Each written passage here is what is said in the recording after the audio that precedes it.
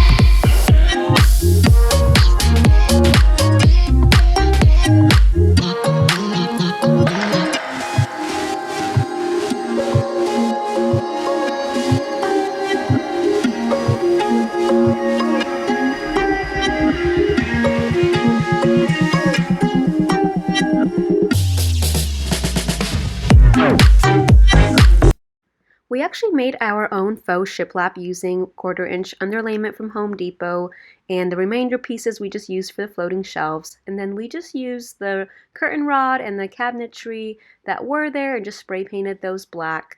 And then we just found scraps around the house to create our own towel hangers, and all those black pieces that you see we got from Hobby Lobby just on their 50% off sale. Decor we just found throughout the house just to put together, and that is it. So the whole thing cost about $65, so it turned out amazing. I love it.